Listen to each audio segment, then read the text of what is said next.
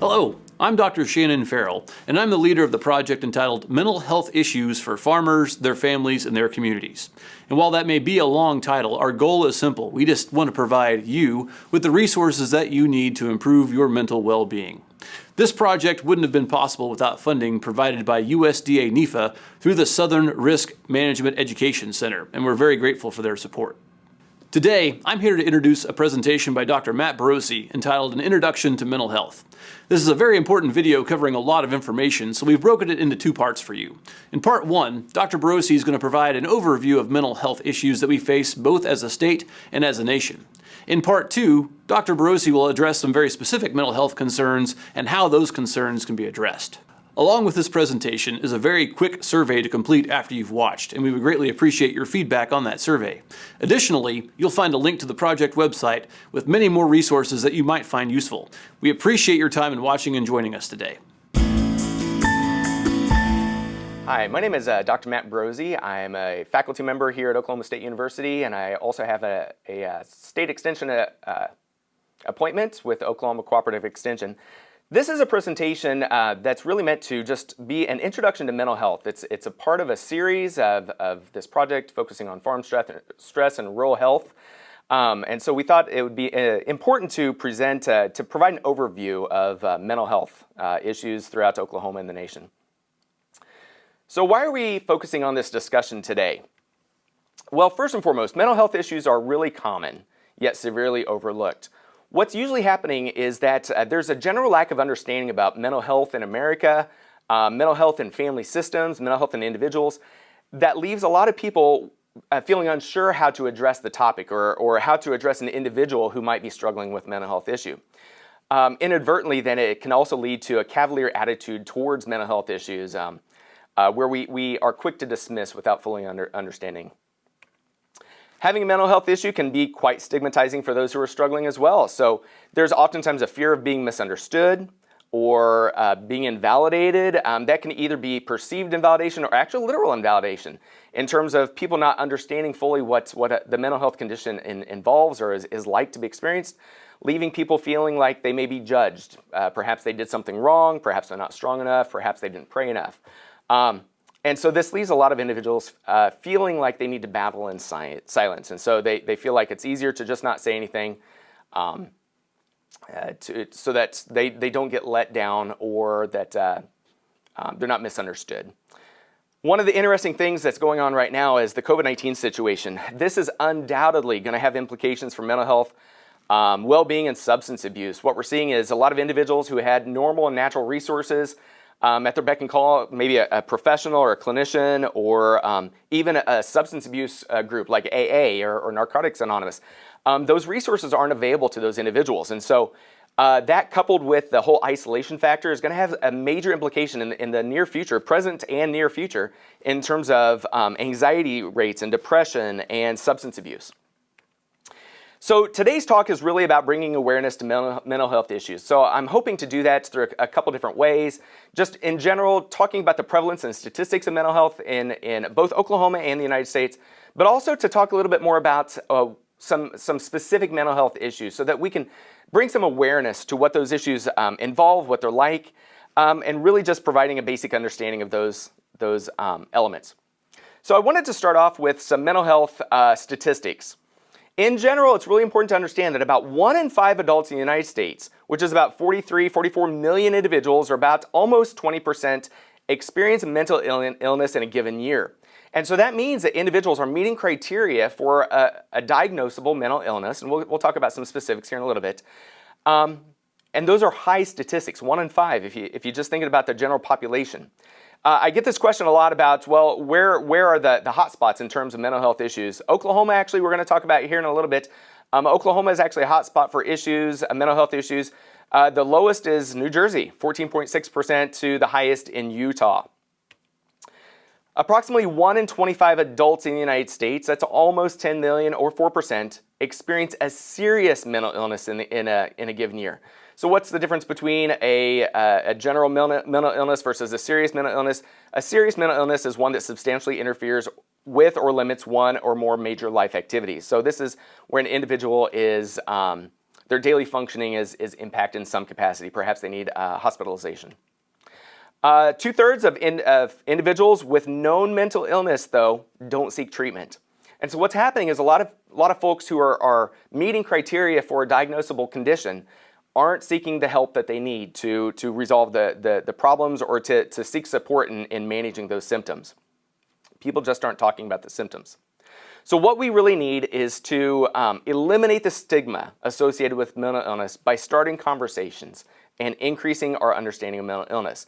My goal in this presentation is to start to normalize some of the mental illness issues that are out there, start to bring in some language into our daily lives so that we're not so cavalier and dismissing some of these needs that individuals have. So the more that we talk about it, hopefully it will lower the stigma.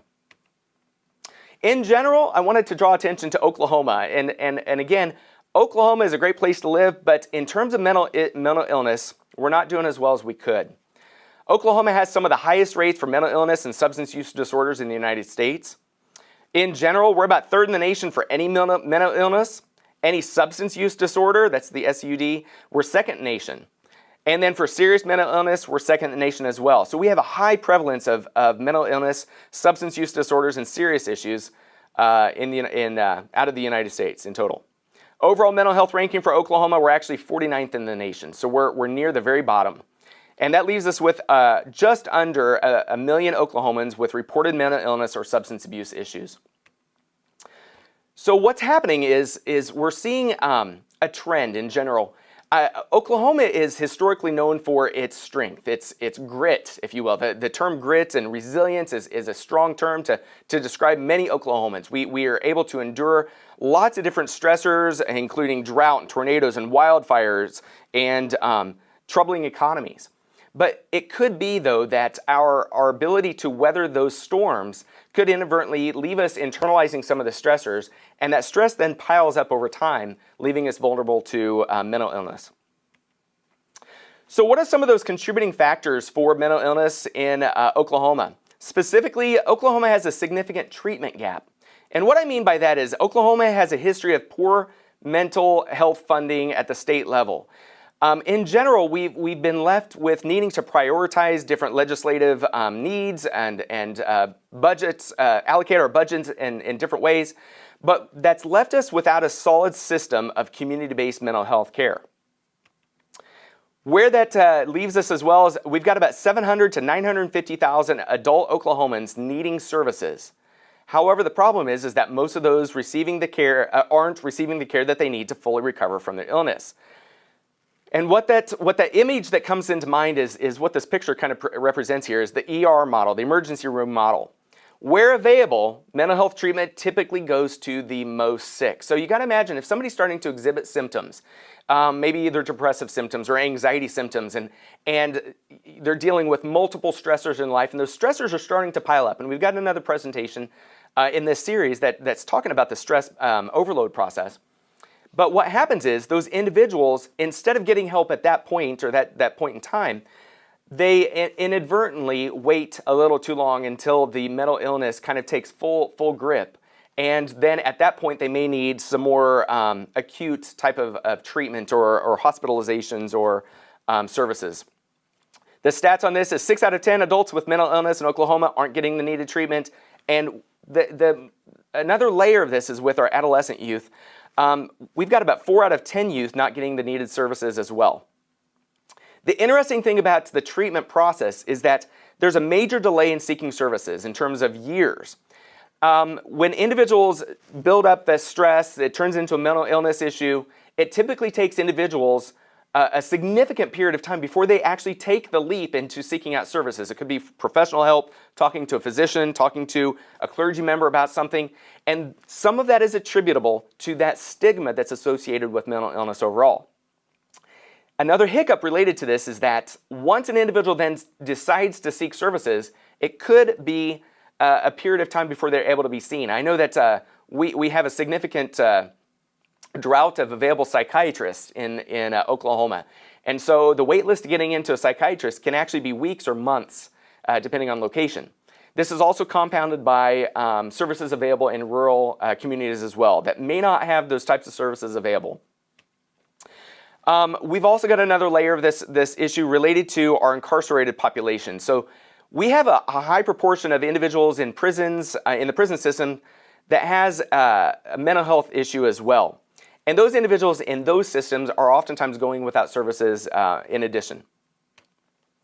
So today what I wanted to do is just spend a little bit of time talking about some of the major mental health disorders. And in this slide, I've got a list of the most popular, the most common mental health issues, including mood disorders, anxiety disorders, psychosis, substance use disorders, trauma-related disorders, and then eating disorders and personality disorders. And today, I'm not going to spend too much time talking about trauma-related disorders, as we have another faculty member who's going to be doing a presentation on trauma and PTSD.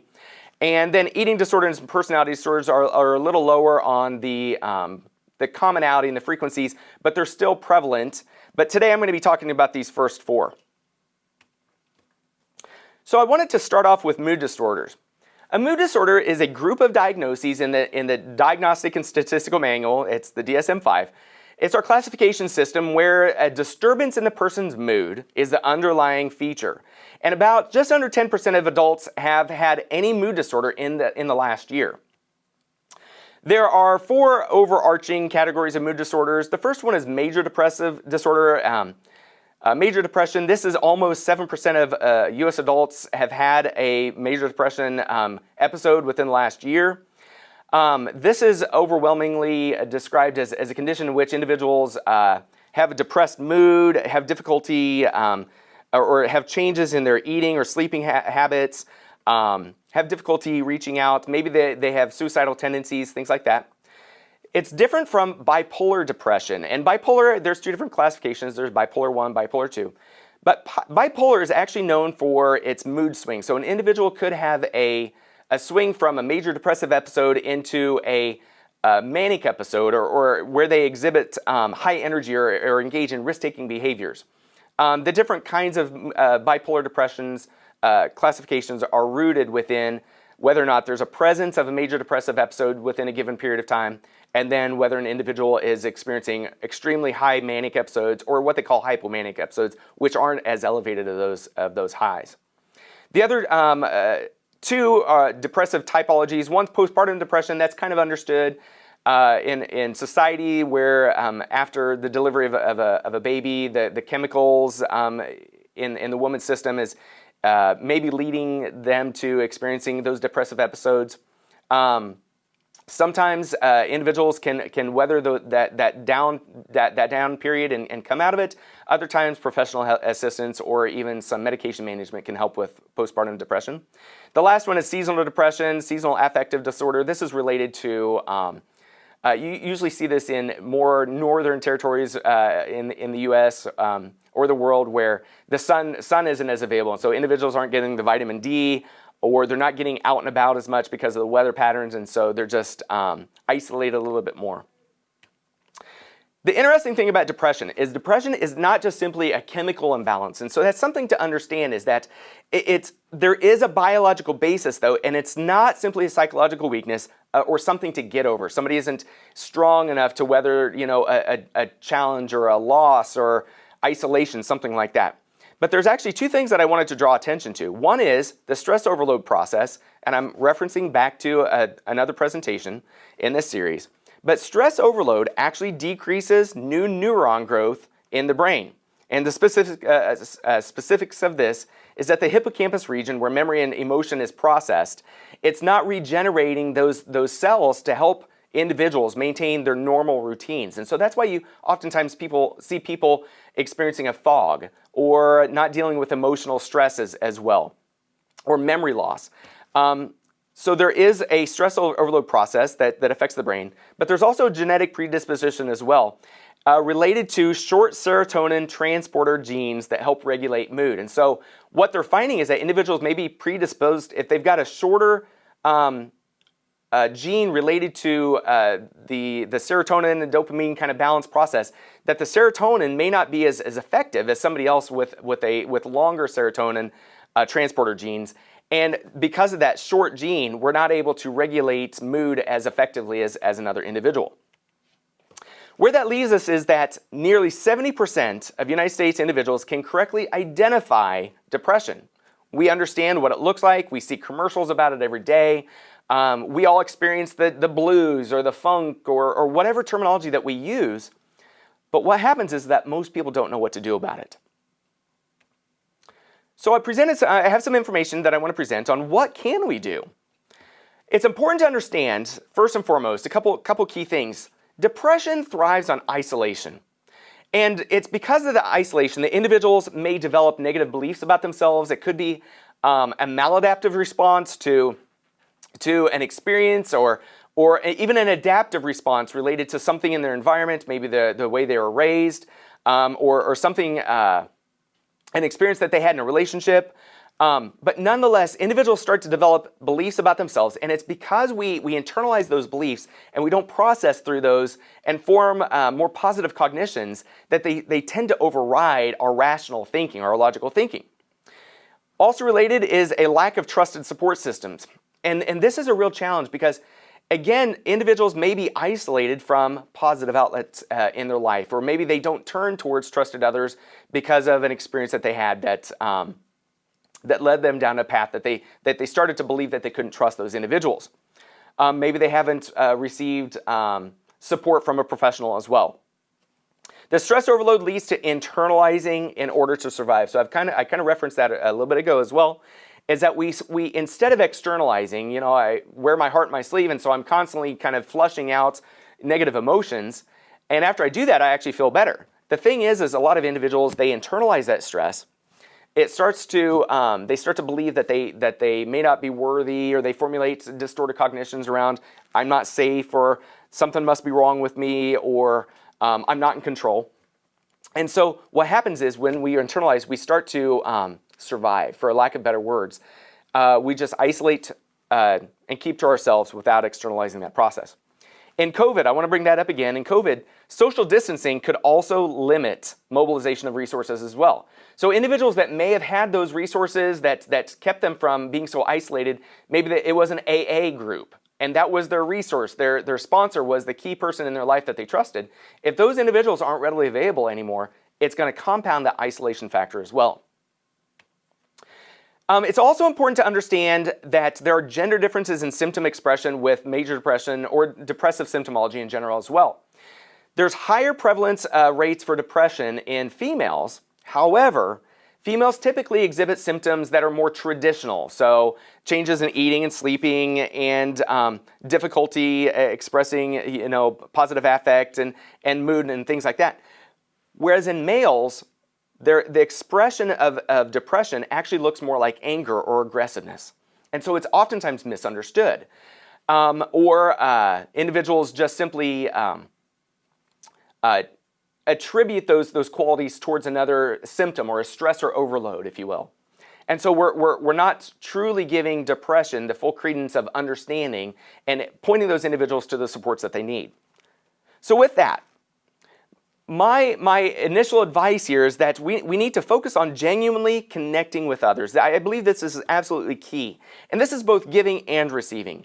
In terms of being willing to accept somebody else checking in. And something that's difficult with that is if I'm the individual with depression, I've got to be willing to let somebody else attend to my needs in the way that they may be able to. They may not know fully well how to respond. So again, that previous slide I talked about, we know what depression looks like, but we don't know what to do with it. So we've got to be willing to accept folks for where they are, but we also need to be ready and willing and available to reach out to those individuals that may be depressed. So genuinely connecting. We also need to be ready to point individuals to professional assistance if and where possible as well. Sometimes in rural communities, we may not have access to a trained professional, a mental health clinician, or there might be one type of clinician and we don't utilize that resource as much. But physicians are able to work with individuals around mental health issues. Clergy oftentimes have the resources as well to at the very least be a listening ear, but also to help point individuals towards the professional assistance that they may need regarding their issues. I also am a big proponent of getting out of negative routines. So what happens is with isolation, we get into a rut. We may not be getting outside. We may not be getting ourselves dressed. We may not be getting ourselves, attending to those micro level personal care issues like we need. One of the best things that we can do is interrupt our negative cycles, if you will. And what that means is I say get moving and get outside. We know that endorphins are useful in helping to regulate our systems. They help us sleep better, and also getting into a better sleep routine is actually one of the most important things that we can possibly do. But how do we get into those routines? Well, it may be utilizing some other resources from another presentation in this series around mindfulness. So how do we regulate our system with our breathing, for example, or with our muscles and relaxation of those muscles? Well, it involves us becoming more aware, first and foremost, of our system, our body, and what's happening to us in terms of anxiety or stress. Getting outside is incredibly important as well. Get moving. Vitamin D is incredibly important. Sunlight is incredibly important. But if we're isolated inside, that's actually one of the more toxic things that we can do to ourselves is stay inside. And that's why we're seeing a lot of folks really promoting this idea during COVID, for example, was get outside, get moving, go for walks. Sunlight is great for us. The last point that I have here is monitor marginalized and isolated folks. It's real easy for us to get into our routines and to only reach out to those individuals that we're used to reaching out to. And so I want to make sure that we're attending appropriately and actively to our elderly population, our rural population, even our undocumented individuals or homeless individuals, or those individuals that we know have mental health issues. And one of the things that we're combating is if we're constantly thinking about the stigma associated with those mental health issues, then we're not seeing those individuals as human and with unique needs. And everybody still needs a hug or an elbow bump in today's day and age. Or just a simple phone call can go a really, really long ways as a reminder that we're not alone. So, the next major category that I wanted to draw attention to is anxiety disorders. Anxiety is a normal reaction to stress. So stress overload is a normal process. Stress is a normal process. Stress overload, we've all been overloaded. But to what degree does stress overload then translate into anxiety? Now, stress in general and anxiety in general can be beneficial in some situations. It's an alarm. It's a mechanism to tell our bodies, tell our environment that something, hey, needs to be attended to. I don't feel safe, or I feel like I'm out of control. But it can also be excessive. And anxiety disorders are bred out of this context in which it's out of proportion to the situation. So it's when we feel like things are difficult to control, and then it affects our day-to-day living. And so that's whenever anxiety disorders are manifested. About 18% of adults in the United States are diagnosed with anxiety disorders, and I actually have a little bullet here. It's the most common mental health issue. And we're going to talk a little bit more about anxiety as we're seeing prevalence rates skyrocket. There are a number of different anxiety disorders that I really want people to just be aware of, that there's different types. The first and foremost is a major prevalence called generalized anxiety disorder. This is a general diagnosis to describe situations where people have persistent and excessive worry about a wide range of things. And so it's not necessarily related to a specific thing, like a specific phobia, or an acute stressor, or avoidance or hypervigilance around something. But it's if I am generally worried about day-to-day living, my budget, my health, my well-being, my job, that can translate into overwhelming generalized anxiety that may not be related to the proportion of stress that it demands. Another category is called specific phobia, and this is where I may be worried about a specific item or an element in my environment. It could be a phobia about driving. It could be a phobia about water. It could be a phobia about spiders or snakes. But where individuals then are hypervigilant around those activities or those entities, and if it limits my day-to-day living, that's whenever it can be overwhelming and really takes footing in my day-to-day life. Another one is social anxiety disorder. This is where individuals may avoid situations in which they may be around other individuals. Maybe they don't like going to class, or maybe they're afraid of being around other individuals. Another category is acute stress disorder. And I want to pause on this just a little bit because we have another another presentation in this series focusing specifically on PTSD and trauma, and the presentation of trauma. But acute stress disorders is the first layer of towards a diagnosis of PTSD. But acute stress is the exhibiting of symptomology within 1 month of a traumatic stressor. And the thing is, it's really important to understand what a traumatic stressor is. For individuals, it's oftentimes individualized, first and foremost. But it could be an exposure to a car accident or a near-death experience, or for another individual, it may be a relational stressor. It could be an interpersonal stressor, a trauma.